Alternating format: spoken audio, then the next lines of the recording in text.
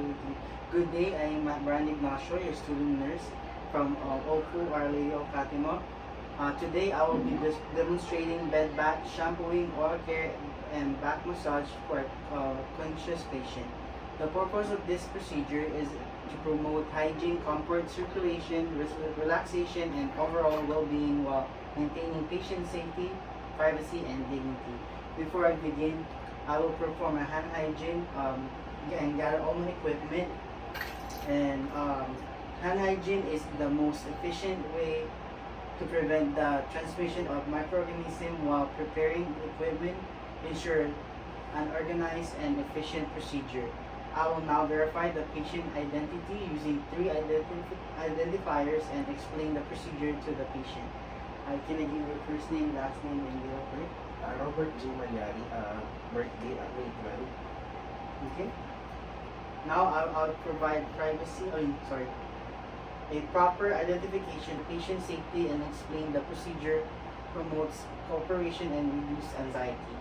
Good day, I am Brian Ignacio, your student nurse. I will be assisting you with a bed bath, shampooing, and oral care and back massage today. This will help keep you clean and comfortable. The procedure may take several minutes. Do you have any question before we begin? Okay. Now I will provide privacy by closing the curtain and the door and place the bed to a comfortable working height. Okay. Privacy maintains the patient dignity while proper bed height promotes good body mechanics and prevent injury. I place a bath blanket over patient and remove the top linen.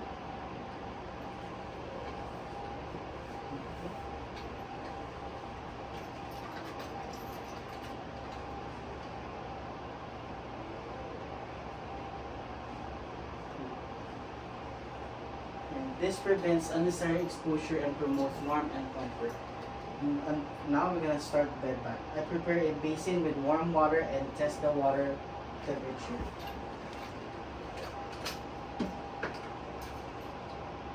Okay. Water that is too hot or too cold may cause discomfort or injury. I begin with the eye using a clean washcloth, moisture with the water only. Okay. I clean from the inner contours to the outer contours using a different area of the washcloth for each eye. Okay. This prevents the transfer of microorganisms from one eye to the other. I wash and rinse and dry the patient's face and neck.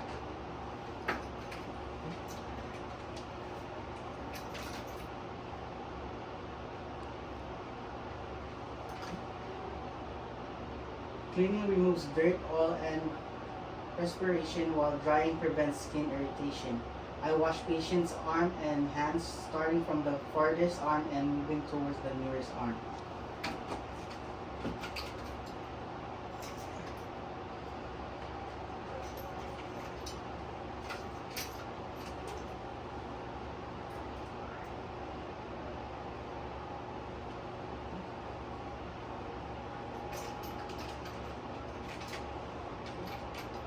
I assess the skin for redness, irritation, bruising, or breakdown.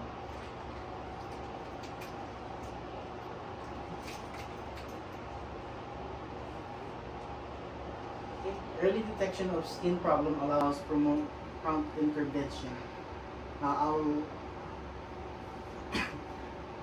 I'll wash, rinse, and dry the chest, abdomen while keeping the patient covered as much as possible.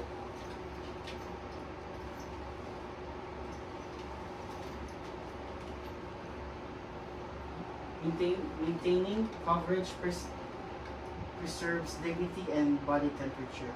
Now I'll wash each leg, foot, and paying attention between the toes.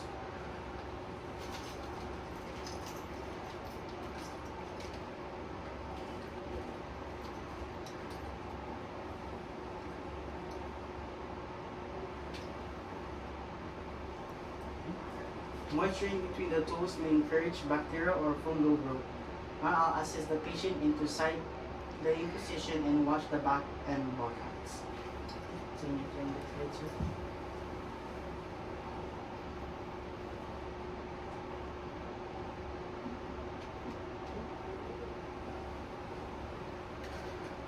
This allows assessment of pressure areas and promotes cleanliness. Now I'll be doing shampooing. Okay. Now I'll place a waterproof pad under the patient's head and shoulder and position the shampoo basin properly.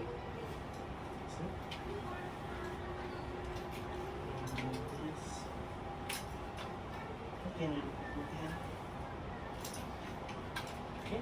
This protects the linens and keeps the patient comfortable. Now I'll check the water temperature before wetting the hair.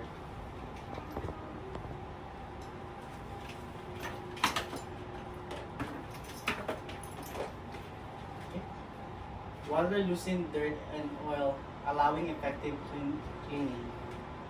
I'll gently massage the scalp using my fingertip.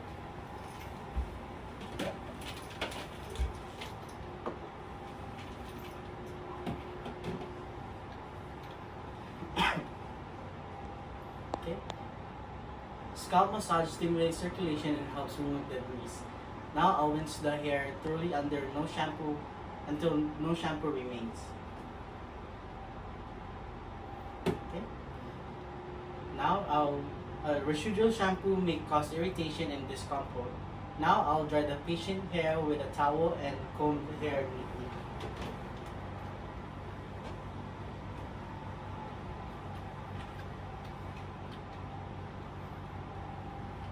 Proper drying prevents chilling and promotes comfort and grooming.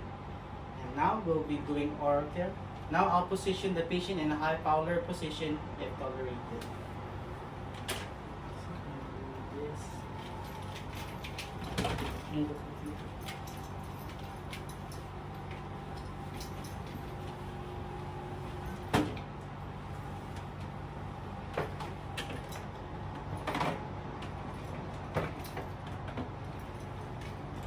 Upright position reduces the risk of aspiration. Now I'll place a towel across the patient's chest.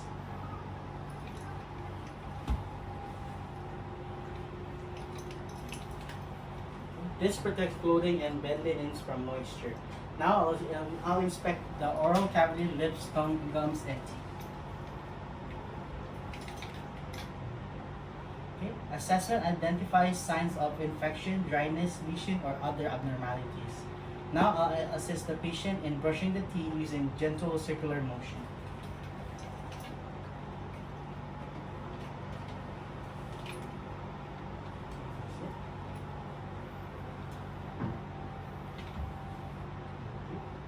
Brushing removes plague, food, particles, and microorganisms. I encourage the patient to rinse and spit on an emesis basin.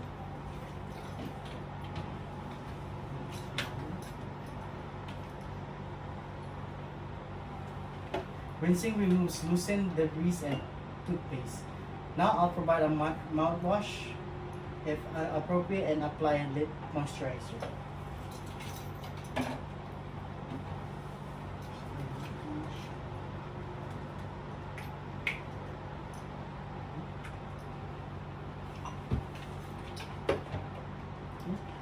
Moisturizing prevents dryness and cracking of the lips.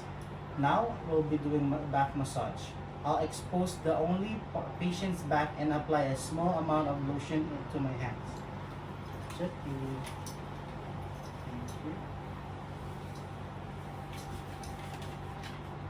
Exposure is minimizing to maintain privacy and warmth. I'll begin long, smooth stroke from the lower back and upward. This stroke promotes relaxation and circulation.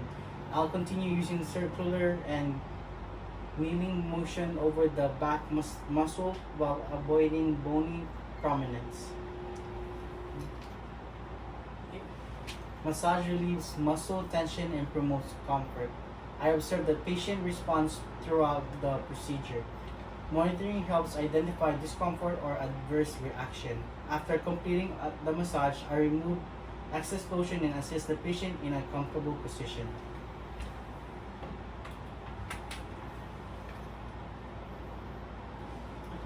Patient comfort is a priority following the procedure. Completion of the procedure. Now I'll ensure the patient is comfortable, dry, and properly covered.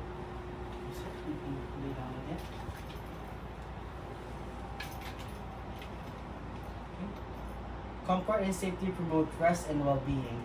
Now I'll lower the bed to its lowest position, raise the side rails and appropriate and place the call bell within reach. Okay. This measure reduces the risk of falls, promote patient safety. I dispose of used materials properly and remove gloves if worn. Proper disposal reduce the spread of microorganisms. Now I'll perform my hand hygiene. Okay. Hand hygiene prevents the transmission of infection, and I document the procedure and any significant observation, including the patient's skin condition, oral condition, tolerance of the procedure, and abnormalities noted. Documentation ensures continuity of care, provides a legal record of nursing prevention. The procedure is now complete. Thank you,